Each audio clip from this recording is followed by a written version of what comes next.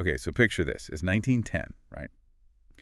And a group of these really radical visionaries who are settling down in Palestine decide they are going to just build a completely new kind of society entirely from scratch. Right, the kibbutz movement. Exactly, the kibbutzim. They basically looked around at the world, at all these strict divisions between men and women, and they just concluded that gender roles were, well, essentially an illusion, just a story that society had been telling itself for millennia. Yeah, a total social construct. Right, so to build these new utopian communities, they decided to completely strip away traditional family units. I mean, they wanted a totally blank slate, so they put all the children in communal dormitories so mothers wouldn't be, tied down to domestic care. Which is a massive shift right there. Huge. Yeah. And they set up communal kitchens, communal laundries, but crucially, they threw out all gendered toys. Oh, yeah, this is the fascinating part. Yeah, so no trucks specifically for boys, no dolls specifically for girls. They just put everything in these giant neutral toy baskets. And they ran this intense, absolute blank slate social experiment for 90 years. 90 years? That's multiple generations. Exactly. And the result, total, undeniable failure. I mean, by the age of 3, the boys were still unerringly reaching into those neutral baskets and pulling out the toys that could be used as, like, weapons or vehicles. Yeah. And they were immediately organizing themselves into these competitive hierarchies, while the girls were consistently choosing the dolls and the key sets, building complex cooperative networks. The adults couldn't even maintain the quotas for female leadership that they had set, and the mandated unisex dress codes were just constantly ignored. It turns out, the blank slate wasn't blank at all. It was heavily, deeply watermarked. It really is one of the most fascinating sociological case studies we have. Because while it forces us to confront a reality that makes a lot of modern thinkers very uncomfortable, right? Yeah.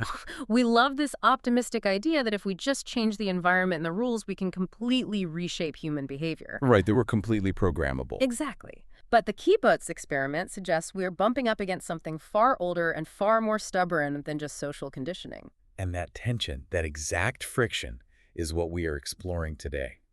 We are doing a deep dive into a truly provocative, really dense, and fascinating essay titled Boys Will Be Boys by Abdal-Hakim Murad.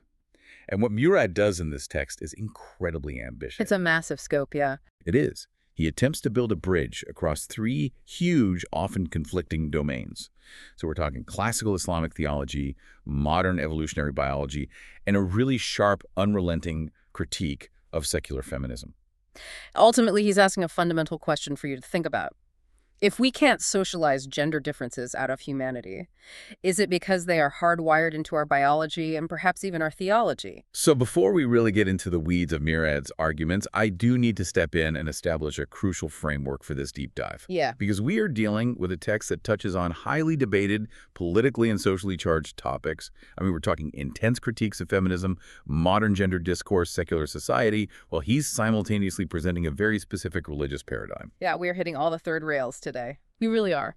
So we have to issue a disclaimer right up front. In this deep dive, we are maintaining strict neutrality. We are not taking a left-wing or right-wing stance today. We are absolutely not endorsing the religious viewpoints or the secular viewpoints presented in the essay. Our sole objective here is to impartially report, synthesize, and help you understand the specific arguments and the underlying logic contained within this provided source material. We're just mapping the territory of this essay, not claiming it as our own. Exactly. We're just looking at the architecture of the argument. And Murad begins his argument not with biology or theology, actually, but by looking at the evolution of the feminist movement itself, specifically through the lens of one of its most famous architects, Germaine Greer. Right. He compares her foundational 1969 book, The Female Eunuch, with her later 1999 book, The Whole Woman. And he points out this massive, almost tectonic ideological shift that happened over those 30 years. Yeah, and that shift is really central to his entire premise. So in the 1960s, the prevailing mainstream movement was what we call equality feminism. And this was heavily predicated on that exact blank slate theory we just talked about with the kibbutz. Right. The core belief was that gender disparities in career, in behavior, in temperament were almost entirely social constructs. The logic dictated that if you simply change education, open up the workplace and alter media representation, men and women will naturally equalize in all their behaviors and societal roles, because they are essentially exactly the same, just programmed differently by a patriarchal society. Right, but I mean, I have to play devil's advocate here for a second. Didn't the 60s and 70s movements achieve a lot of those specific goals? Like they opened up the universities, they secured the ability for women to have their own bank accounts, they fundamentally changed the legal landscape. So why does Murad portray Greer's 1999 book as being fueled by, like, anger and frustration? Well, because Murad points out that while those legal and professional doors did open, the overarching promise of absolute liberation didn't materialize the way the architects of the movement thought it would. Instead, by the 1990s, Greer and others were shifting toward what called difference feminism. Difference feminism, okay. Yeah, which is this growing, sometimes reluctant acknowledgement that nature and biology actually play a massive, undeniable role alongside nurture. Murad highlights Greer's frustration because, as he reads the situation, the sexual revolution had a series of really severe, unintended consequences. And those consequences, he argues, ended up harming women far more than men. And Murad doesn't pull any punches here when he starts bringing receipts for this claim. He basically argues that the new rules of freed sexuality just benefited male biology while actively punishing female biology. I mean, the example he brings up regarding the military during the Gulf War is staggering. It really is. So he cites the deployment of the USS Acadia. This was a naval ship that infamously earned the nickname the Love Boat during its Gulf War deployment. Yeah. And the statistic Murad highlights to prove his point about biological asymmetry is that during that specific deployment, 10% of the female crew members had to be sent home. They were completely evacuated because of pregnancy. The number of men sent home, for the exact same reason, obviously, was 0. 10%. I mean, 10% of a ship's operational crew is a massive logistical failure for the military.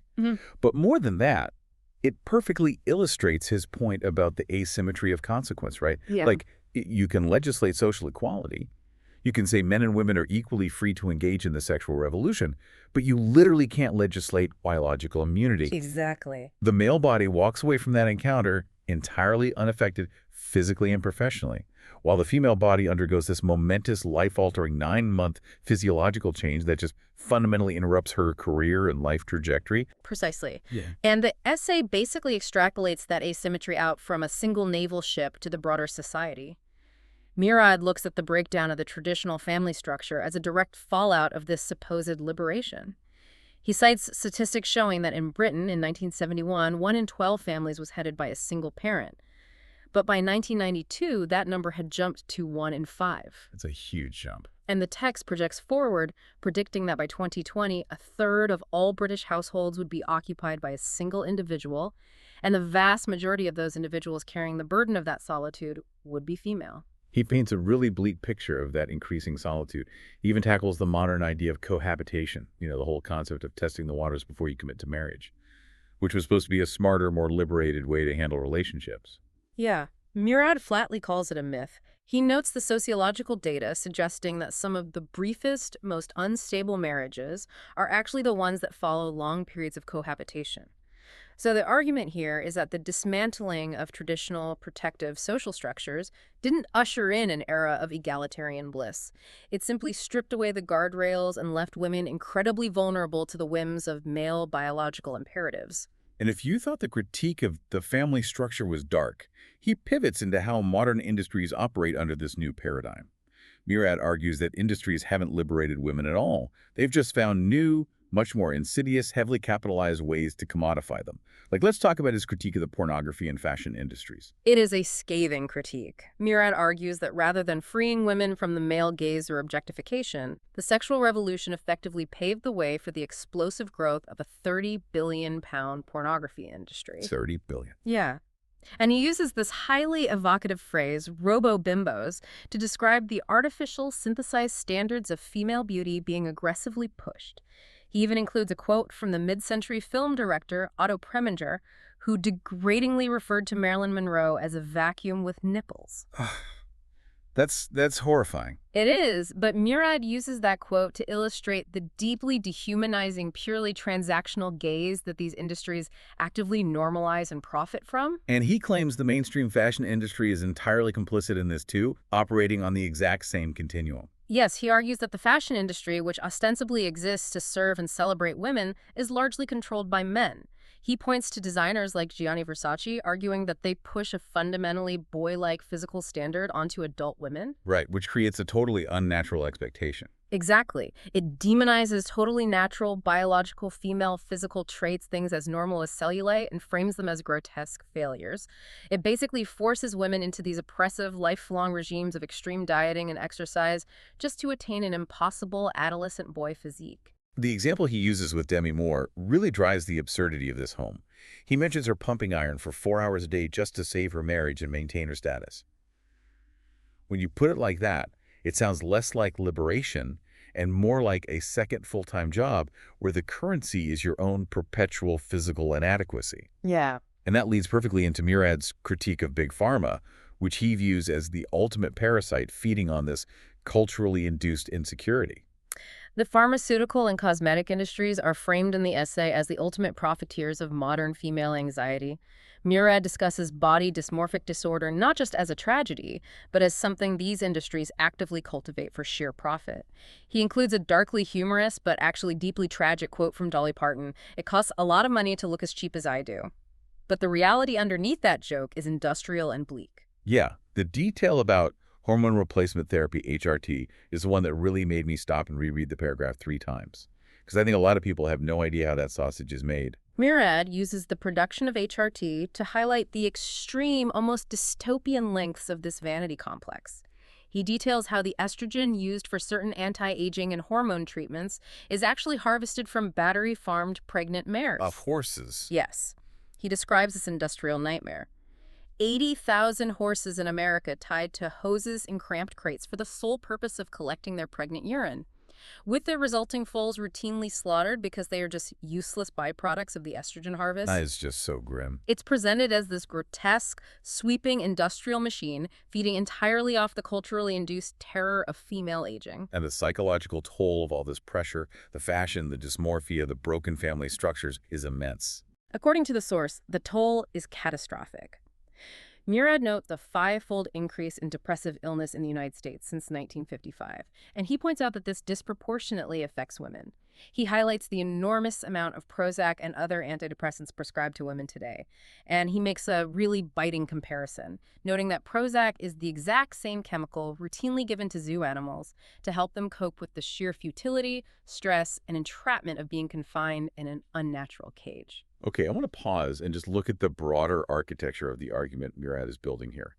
If the initial goal of the 1960s feminist movement was to tear down restrictive social fences, the ones keeping women out of the workplace, out of higher education, out of financial independence, did they accidentally tear down fences that were actually load-bearing walls for societal stability? Like, did the pursuit of absolute identical sameness inadvertently break the structural integrity of the house? That's a really powerful analogy, and it aligns perfectly with the core of Murad's thesis. Greer's 1990s frustration highlights the sociological and cultural fallout, but Murad takes it a massive step further. He argues that the root cause of the structural failure, the reason those walls were actually load-bearing, isn't just sociological tradition, it's deeply, stubbornly biological. All right. Social engineering failed because it treated human beings like blank software, completely ignoring the physiological reality of the human animal. So if rewriting the social rules in the 60s didn't yield the utopian equality Greer hoped for, we have to ask, what were those social engineers bumping up against? And Murad argues they were bumping up against literal physical bone density and muscle mass. Exactly. To prove that biology cannot simply be legislated away, Murad looks at the UK Ministry of Defence as a prime case study. In 1997 and 1998, driven by the political and social desire for total gender equality, the British military attempted to introduce gender-free physical tests. The goal was to replace the traditional tiered standards where men and women had different physical benchmarks with identical universal tasks for both men and women to qualify for combat roles. And on paper, to a social engineer, that sounds like true unadulterated quality, right? You want the exact same job, you carry the exact same weight, and you pass the exact same test. On paper, it's perfectly egalitarian, but Murad points to the brutal medical reality that immediately followed. When women were forced to perform to the exact male biomechanical standard, female injuries skyrocketed to a crisis level. Medical discharges due to overuse injuries, specifically crippling stress fractures in the legs and hips, were sitting at about 1.5% for male recruits. But for female recruits attempting the gender-free test, that number leaped to between 4.6% and 11.1%. Wait, hold on. A jump from 1.5% to 11% is massive. Yeah. But I have to ask, is that purely biology, or was that just a result of the military using equipment like rucksacks and boots that were specifically sized and designed for male bodies? Sure. Does Murad address that nuance? He focuses entirely on the internal biomechanics. He cites a detailed report by an Army occupational physician, LT Col Ian Gemmell. And Gemmel's data showed that the issue wasn't just ill-fitting backpacks, it was fundamental skeletal architecture. Because of distinct innate differences in women's bone size, pelvic angle, and muscle mass distribution, they were experiencing 33% to 39% more literal kinetic stress on their skeletons when performing the exact same tasks as the men. Wow. So their bodies were absorbing vastly more shock. Exactly. The result was that the Army was forced by irrefutable medical evidence, not archaic moral tradition, to bar women from the infantry. The biology simply would not yield to the political mandate. So you can write a policy saying a woman's skeleton is the same as a man's, but the femur is going to fracture regardless. But Murad doesn't just stop at adult physical strength or bone density, right? Because critics could easily say, well, okay, men have denser bones for carrying heavy things, but that doesn't explain human behavior, ambition, or career choices. So Murad traces this all the way back to early childhood, which brings us back to the kibbutz experiment I mentioned at the top of the deep dive. And this is where the argument shifts from physical capacity to psychological hardwiring. The kibbutz experiment is so vital to his essay because it represents the purest attempt at that blank slate ideology. The founders of these communities genuinely believed that if a little girl wanted to play with a doll, it was only because the patriarchy had handed her one and told her to practice being a mother. So they completely sterilize the environment of gender cues. Completely. As we discussed, communal dorms, giant baskets of gender-neutral toys. No subtle parental nudging. And yet, the supervisors over decades observed the exact same phenomena. The 3-year-old boys unerringly dug through the baskets to find the trucks, the blocks, the things they could turn into weapons or projectiles. They naturally, without any adult instruction, organized their play into competitive, hierarchical games with winners and losers. And the girls? The girls consistently gravitated toward the dolls, the domestic items, and their play was overwhelmingly focused on cooperation, relationship building, and egalitarian dynamics. It's like trying to program a computer with brand new state-of-the-art software, but completely ignoring that the physical motherboard has a specific, unchangeable architecture. You can write the code for absolute behavioral equality all day long, but if the hardware is wired for a different operating system, the program is just going to keep crashing. That is the exact premise Murad is putting forward. The socialization software cannot overwrite the biological hardware. Which begs the ultimate question. Why is this hardware so incredibly stubborn? Why, after 90 years of communal living and ideology, does a toddler still act like a tiny hunter-gatherer? What is driving that baseline behavior? To answer that, Murad pivots from military bone density and childhood toys into deep, ancient evolutionary biology. He moves into the primal survival strategies of early hominids. Now, before we get into the Darwinian weeds here, I know the author is writing from a classical Islamic perspective. How does he reconcile evolutionary biology with religious doctrine regarding the creation of humanity? Because usually those two butt heads. He makes a brief but important theological note early on. Murad mentions his alignment with the scholar Sheikh Nukeller, and they firmly reject macroevolution, so the idea that human beings evolved directly from simian ancestors, because that conflicts with the specific Quranic account of human origins. However, the essay fully enthusiastically accepts microevolution and genetic heredity. It fully accepts that over tens of thousands of years, successful survival strategies and behavioral adaptations become genetically encoded and hardwired into our species. Okay, so accepting that we pass down these successful behavioral traits, what does Murad identify as the core biological driver that created this massive gulf between male and female behavior? He relies heavily on the work of evolutionary biologist Robert Trivers, specifically his parental investment theory. This is basically the foundational concept for the rest of the scientific argument. Trivers looked at the sheer biological mechanics of reproduction and noted that the cost of reproducing is wildly, staggeringly asymmetrical between the sexes. The stakes are entirely different depending on whether you are male or female. Exactly. Let's look at the female biological reality. For a female to successfully pass on her genetic material, it requires a massive, life-altering investment. She has to endure 9 months of incredibly taxing internal gestation. She faces the extreme physical risks and caloric demands of birth. This is followed by a long, exhausting period of lactation and intensive care, where she's highly vulnerable and largely infertile. Furthermore, she only has a limited window of fertility in her overall lifespan. So every single child represents a monumental biological gamble and investment. Exactly. Whereas for the male, Or for the male. the physiological investment required to pass on genetic material is quite literally minimal. It is a matter of minutes and a few calories. He does not carry the child, he does not nurse, and his window of fertility lasts practically his entire adult life. Because of this massive built-in imbalance, Travers argues that the sex with the higher biological investment, the female, becomes the limiting resource. Because female reproductive capacity is so precious, time-consuming, and scarce, males are biologically forced to compete intensely with one another for access to it. So this genetic reality, playing out over hundreds of thousands of years, is the crucible that forged male aggression. Yes. Think about it in terms of ancient survival. For thousands of generations, the males who were the most fiercely competitive, the most aggressive, the most physically imposing, and the most willing to take extreme risks were the ones who successfully secured mates, fought off rivals, and passed on their genes. The weaker, more docile, cooperative males were simply pushed out of the genetic pool. Conversely, the successful females, the ones whose genes survived, were the ones who developed intense, overwhelming nurturing instincts to protect their massive biological investment. If an ancient mother neglects her child and it dies, that is a catastrophic evolutionary failure. She has lost years of investment. For an ancient male who could theoretically impregnate dozens of females simultaneously, the loss of one child represents a much lower genetic penalty. It's brutal, but from a purely mechanical standpoint, it makes total sense. And this all comes down to a chemical cocktail in the brain, doesn't it? The hormones are the actual invisible hands driving the bus here. Murad provides a very clear chemical breakdown of this. The female endocrine system is heavily dominated by estrogen and oxytocin.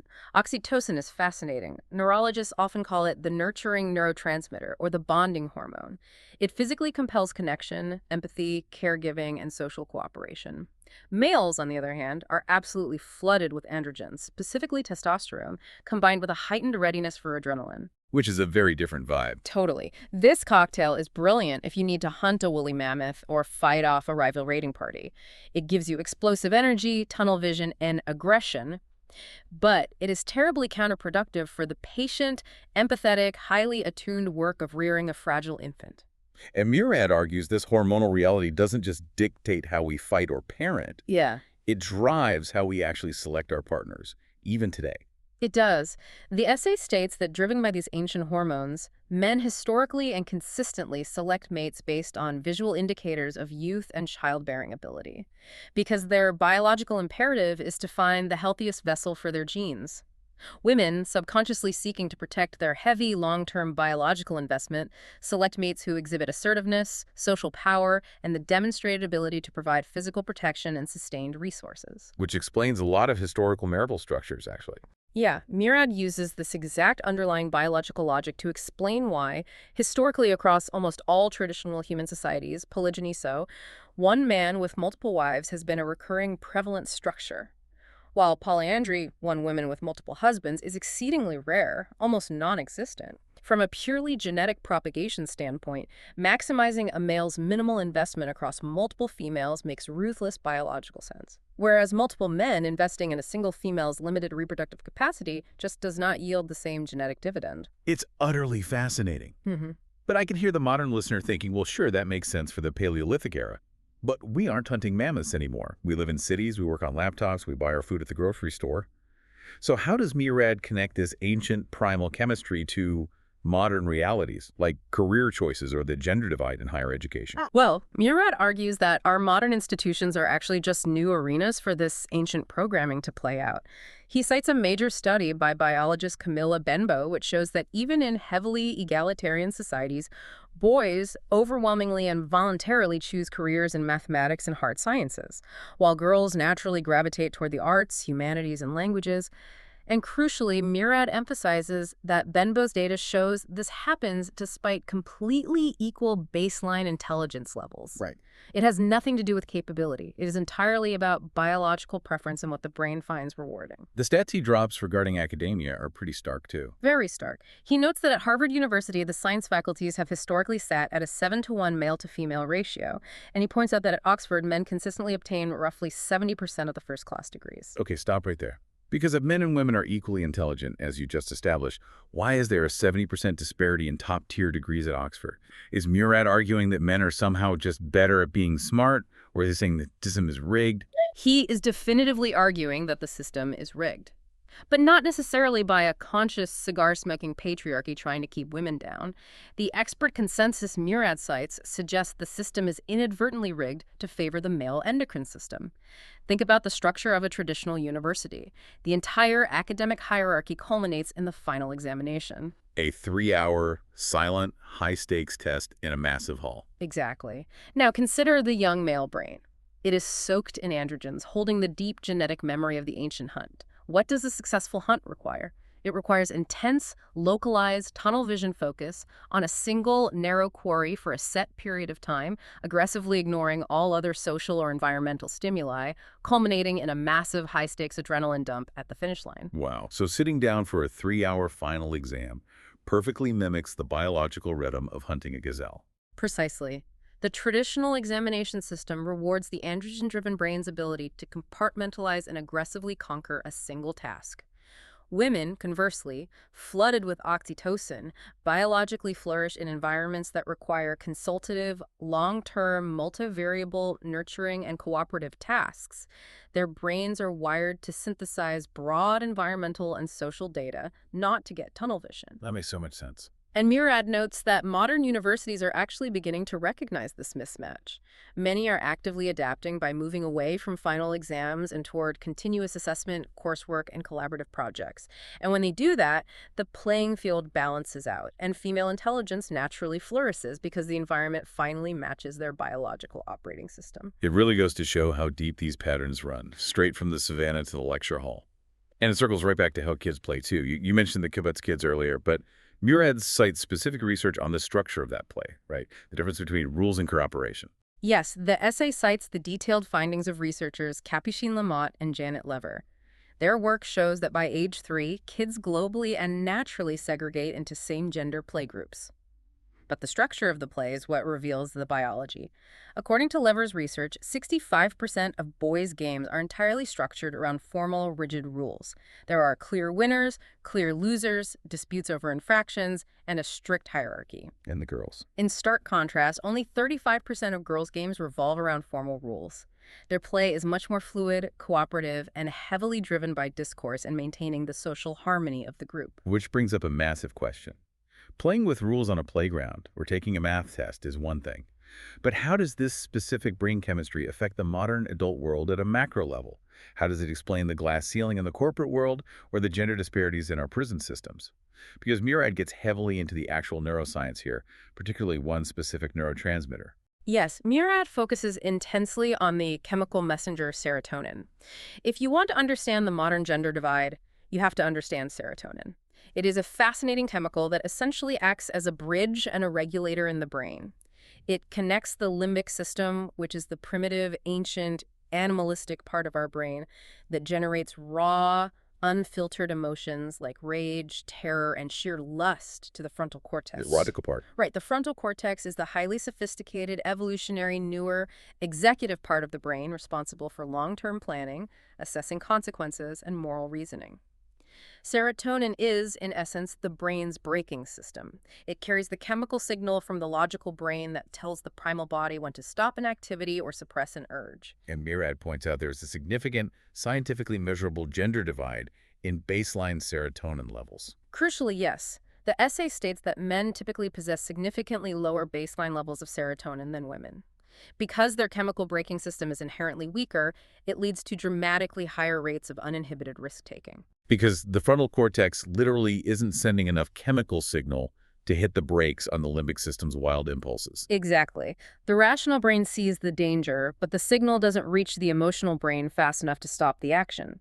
Murad uses this purely chemical reality to explain a vast range of staggering societal statistics. Why are 90% of prison inmates worldwide men? Why do men absolutely dominate incredibly dangerous, life-threatening sports like bungee jumping, free climbing, or motor racing? Why do men cause the vast majority of lethal road accidents? Did all the serotonin. Murad argues it's not just a sociological culture of toxic masculinity that we can educate away. It is a fundamental biological deficit of serotonin combined with a high-octane flood of testosterone. He braced this down using the research of a psychologist named Marvin Zuckerman, who classified the human quest for sensation into 4 distinct types and tied them directly to these serotonin levels. Let's walk through those because they are vital to the end of his essay. Absolutely. Zuckerman's first category of sensation-seeking is the quest for adventure and physical danger. This is driven by low serotonin, the need for an adrenaline spike to feel stimulated, and is heavily, overwhelmingly male-dominated. Think of the extreme sports we just mentioned, or the historical drive for combat and exploration. Okay, category 1 is danger and adrenaline. What's the second? The second is the quest for aesthetic or religious experiences, the desire for awe, beauty, and spiritual connection. Interestingly and pivotally from Murad's later argument, the essay notes that Zuckerman's research found absolutely no significant statistical difference between men and women in this category. Both sexes, regardless of serotonin levels, are equally driven to seek out art, beauty, and the divine. I am flagging that. That feels like an incredibly important detail that we are going to circle back to when we make the leap into theology. What about the third category? Category 3 is disinhibition specifically, the loss of moral or rational control over the biological sex drive. Because of that weaker serotonin braking system, the essay notes this category is significantly male-dominated. The male brain simply struggles far more on a neurochemical level to suppress limbic sexual impulses when presented with stimuli. And the fourth? The fourth is boredom with repetitive tasks. The male brain, wired for the novelty, unpredictability, and sudden adrenaline spikes of the Paleolithic hunt, is far more susceptible to severe boredom and restlessness when forced to do routine, safe, repetitive tasks. So tying this specific cocktail of low serotonin, high risk, high boredom back to the glass ceiling in the corporate world, does Murad actually argue that the ceiling isn't structural sexism, but biology? He points heavily in that direction. He cites research by Elizabeth Arch suggesting that the glass ceiling might not solely be the result of entrenched patriarchal prejudice keeping women down. Arch argues that there is a deep biological aversion to extreme social and physical risks in females.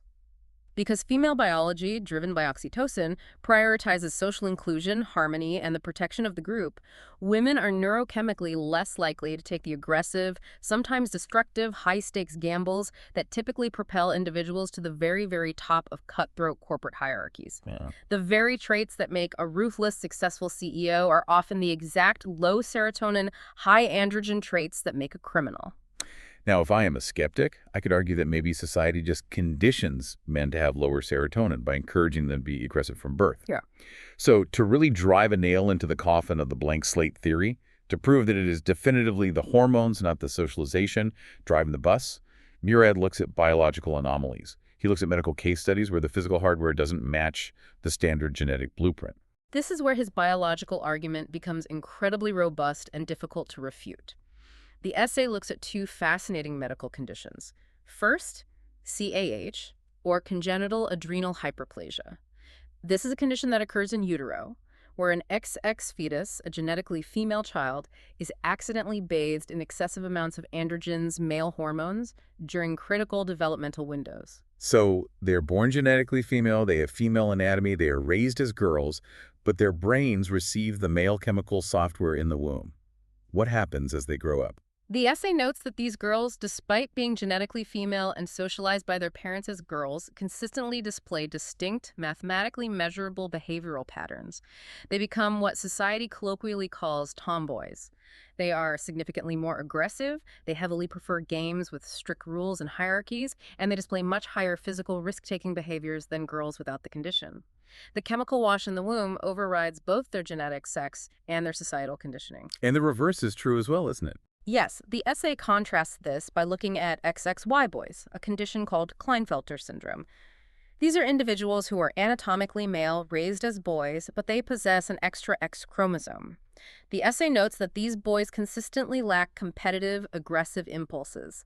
They strongly prefer cooperative play, and they naturally gravitate toward playing with girls rather than joining the rough-and-tumble hierarchies of other boys. So the hardware overrules the software. Exactly. Murad uses these glaring medical anomalies as absolute smoking gun proof of the immense, undeniable, deterministic influence that hormones exert on our behavior, completely independent of how our parents dress us or what toys they hand us.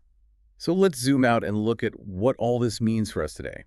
It sounds like we've taken human brains that were exquisitely wired for the Paleolithic wilderness, brains soaked in very different chemical cocktails designed for ancient survival and reproduction, and we have forced them to sit in sterile cubicles, navigate artificial corporate ladders, and adhere to a modern sanitized definition of absolute sameness. No wonder society feels so anxious and broken. That is the exact friction at the heart of Murad's critique.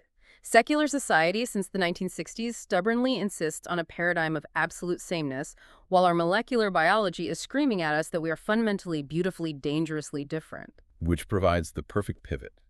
If secular feminism hit a wall of bone density and stress fractures, and hard science tells us we are fundamentally biologically distinct, how does Murad use classical Islamic theology to solve this puzzle? Because historically, religion and science are framed as enemies. How do you maintain spiritual equality if you firmly acknowledge biological inequality? This brings us to the grand synthesis of the essay. And this is where Abdal-Hakim Murad's argument really pulls all the disparate threads together into a cohesive worldview. He argues that these modern scientific findings, the evolutionary psychology, the hormones, the serotonin levels, don't contradict religion. They actually perfectly validate classical Islamic theology and the wisdom of the Sharia. I want to unpack that slowly, because for a long time, the primary secular critique of religion, and Islam in particular, was that it was essentialist, that it stubbornly, backwardly believed men and women had innate, unchangeable, divinely ordained traits rather than being free individuals. Right. Secular critics viewed that essentialism as an oppressive superstition. But Murad argues that modern molecular biology and evolutionary psychology have entirely debunked the secular critique. Science has proven the religious essentialists were right all along. The blank slate is a myth. The watermarked soul is real. Therefore, he argues, demanding absolute identical equality between men and women across every single domain is logically flawed from the outset. The essay uses a philosophical concept here to explain why it's flawed, a category mistake. I want to make sure we really explain that. A category mistake is a term coined by the philosopher Ludwig Wittgenstein. It essentially means attributing a property to a thing that could not possibly have that property, or trying to compare two things that operate in entirely different realms of existence. Murad gives a beautiful, poetic analogy in the text. Demanding absolute quantitative equality between men and women is like arguing over whether the rain is better than the earth. You can't compare them on a spreadsheet. They have entirely different natures, entirely different chemical makeups, and entirely different functions. Without the rain, the earth is just dry, barren dust. Without the earth, the rain has nothing to nourish, nothing to grow. They are profoundly complementary, not identical. Exactly. Murad argues for equal opportunity, profound respect, and equal spiritual worth, but not identical sameness in function or temperament. Men and women are neither equal nor unequal in a mathematical sense. They are biologically distinct categories perfectly designed by a creator for different, interlocking primary functions within the human ecosystem. To build this bridge between ancient religion and modern science, Murad does this really fascinating historical weave. He directly addresses the classic friction between modern science, which dates the Earth and humanity as incredibly old, versus the traditional literalist religious view that the world is only a few thousand years old. How does he reconcile that? This is one of the most brilliant and elegant parts of the essay. Murad acknowledges that medieval Muslim scholars, working with the knowledge they had, generally thought the world was about 5,000 years old. But modern radiometric dating and archaeology show human history stretches back tens of thousands, if not hundreds of thousands of years. To illustrate this vast timeline, he mentions the archaeological discovery of a 40,000-year-old cricket bat in Essex, England. I love that specific detail. Just the image of a prehistoric Essex man carving out a cricket bat 40,000 years ago is amazing. But usually, fundamentalist religion would deny the carbon dating to protect their narrow 5,000-year timeline. Exactly, but Murad doesn't do that. Rather than denying the carbon dating, rather than rejecting the hard science, he elegantly expands Islamic salvation history to fit the massive scientific timeline. He points to the established Islamic tradition that there have been roughly 124,000 prophets sent to humanity throughout history. The Quran explicitly states for every nation there has been a guide. So if Essex Man was playing prehistoric cricket 38,000 years before the Prophet Muhammad, he wasn't just a clever biological animal driven by hormones. No, Murad argues he was homo religious. He was a fully realized spiritual being, accountable to his maker, possessing a conscience, and presumably had access to some form of localized divine revelation or prophetic guidance. Murad uses this immense, sprawling antiquity to argue that the deep, biologically grounded patterns of human society, the exact mating strategies and risk behaviors that Travers and Zuckerman study, are not just random evolutionary accidents. Because they have persisted for 40,000 years across all cultures, they are ancient, recurrent, and therefore divinely sanctioned normalities. The fitra, the Islamic concept of the innate, pure human nature, is actually deeply embedded in our very biology. Okay, let's connect that biology directly back to the spiritual architecture of the brain. You mentioned Zuckerman's categories of serotonin-driven behavior earlier, and I flagged the second one. Let's look at how Murad maps the theology onto the neuroscience. Let's do it. Remember Zuckerman's second category, the human quest for religious, aesthetic, and spiritual experience. The hard science showed that men and women are exactly scientifically equal in this specific capacity. Yes, there is zero gender difference in the neurochemical desire for the divine. Murad maps the scientific equality directly onto the classical Islamic concept of the lub. The lub translates roughly to the innermost core of the human being, the pure spiritual heart that is capable of experiencing faith, recognizing transcendent beauty, and knowing God. Because science shows the capacity for this is perfectly equal, Murad argues that it is on this spiritual level and only on this transcendent level that we can meaningfully, accurately speak of absolute equality between the sexes. In the eyes of God, the lub has no gender. But what about the third category, the disinhibition? The hard scientific fact that men have lower serotonin and therefore struggle far more to control their primal limbic impulses regarding sex, violence, and risk. Doesn't that make men biologically inferior in a moral sense? That is precisely the argument a secular feminist like Greer might make, that men are biologically toxic. But Murad provides a profound, paradigm-shifting theological reinterpretation. He argues that Islamic practices the detailed rules of the Sharia and the internal cultivation of taqwa, which means God consciousness or mindful piety, are essentially advanced spiritual technologies. They are behavioral software designed specifically by the creator to help the male frontal cortex conquer the destructive impulses of his limbic system. So religion provides the behavioral braking system that the male biology naturally lacks. Exactly. The strict rules about modesty, lowering the gaze, fasting, and structured prayer are external scaffolds that compensate for the internal serotonin deficit. And here is where Murad tackles a very controversial, often misunderstood classical idea. There is an old traditional saying or concept in some classical texts that women are deficient in intellect and religion. Secularists constantly use this as absolute proof of Islam's inherent misogyny, but Murad flips the entire concept on its head using this biology. How does he reinterpret something that sounds so blatantly negative? He argues that this phrasing doesn't mean the creator gave women innate spiritual disadvantages or weaker brains. On the contrary, let's look at the science. Because women naturally possess more of that nurturing, cooperative oxytocin, and because they don't suffer from the chaotic, aggressive androgen and low serotonin cocktail that men do, women are actually naturally much closer to the fitra, that baseline state of innate goodness and harmony. Therefore, Murad argues, the phrase actually implies that men must expend significantly more effort, vastly more religious discipline, and strict adherence to rules just to overcome their turbulent, chaotic biology and reach the same natural, peaceful spiritual baseline that women already possess by default. Wow, so it completely inverts the narrative of deficiency. Mhm. It's not that women are lacking, it's that men are biologically unruly and require heavier religious chains just to behave themselves. That is a massive paradigm shift. And this understanding leads to a really stark, urgent warning that Murad gives about our modern secular society. Yes. Having established this biological and theological framework, Murad turns his sights on secular materialistic capitalism. He argues it is inherently dangerous, not just economically, but spiritually, because of what it organically values. Think about what traits capitalism glorifies. Aggressive conquest of markets, single-minded tunnel vision on profits, relentless pursuit of status, ruthless competition, and maximum earning power. Which, If we go back to our neurochemistry lesson, are all traits fueled by peasants? Androgens, testosterone, low serotonin, the exact male biological cocktail. Murad warns that by trying to play by these secular rules, by measuring ultimate human worth solely by corporate success, job titles, or economic output, society is inadvertently but inevitably forced to worship male biology. Women are essentially told that they are only successful, only truly liberated, if they abandon their cooperative instincts and successfully mimic male androgen-driven behaviors in the boardroom. So secularism, which claims to be the ultimate liberator of women, actually forces them to conform to a deeply unnatural male biological standard to be considered valuable. Precisely. It judges the rain by how well it acts like the earth. And Murad argues that Islam fundamentally refuses this rigged game. It values human worth entirely outside of conspicuous consumption, corporate power, or economic functionality. By elevating the spiritual over the material, it provides a framework where nurturing, cooperative, empathetic traits are spiritually supreme. This protects the dignity of women from being reduced to a mere metric of economic output or corporate ambition. And then, just when you think he's made his point, Murad concludes by zooming out from the biology, from the society, all the way to the absolute macro level of existence.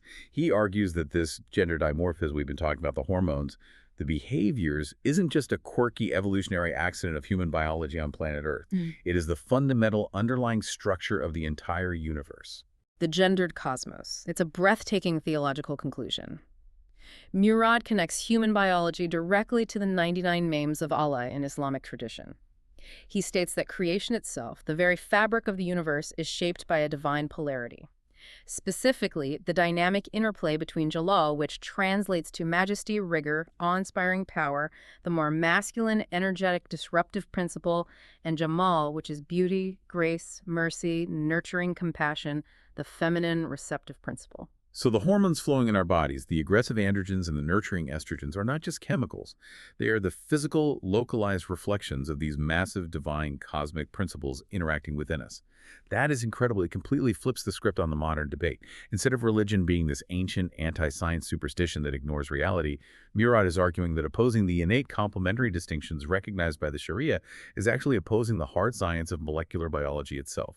That is the ultimate provocative thesis of his essay. To fight the biology in the name of a socially engineered blank slate is to fight the divine intended architecture of the cosmos. Let's try to summarize this massive sweeping arc we've just traveled.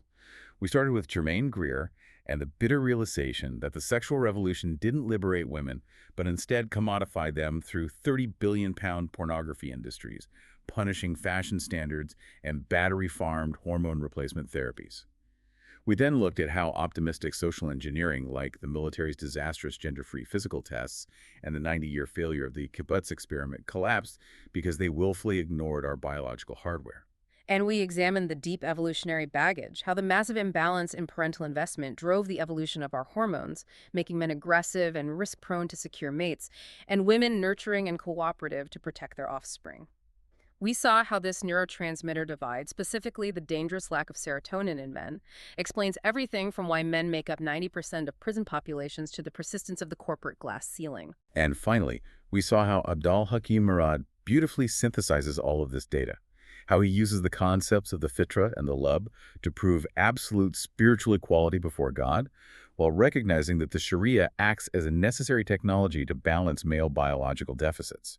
He challenges us to reject a materialistic capitalist system that blindly worships the androgen and instead view ourselves as reflections of a beautifully gendered cosmos, perfectly balanced by majesty and beauty. And bringing this all back to you, the listener, whether you approach this dense text from a deeply religious perspective or you view it purely as a secular biological thought experiment, it forces a profound reevaluation of how we measure human worth in our own daily lives. It challenges you to stop and ask, am I using corporate success, aggressive conquest, and conspicuous consumption as my only metrics for a successful life? Because if so, you are unknowingly playing a game rigged by ancient hunting hormones. It invites you to find profound value, meaning, and equality outside of that narrow, exhausting, materialistic framework. It is an incredible amount to process, and it challenges so many of our modern assumptions. But before we go, I want to leave you with a final, slightly provocative thought to mull over on your own. A thought that builds on the science and theology we've discussed today, but looks to the future. If Murad is right, And our deepest human behaviors, our very fitra, are so heavily dictated by the ancient evolutionary biology of our hormones. What happens to human identity and spiritual equality in the very near future? We are rapidly entering an era where modern medicine, pharmacology, and genetic engineering might soon allow us to completely rewrite our own brain chemistry at will.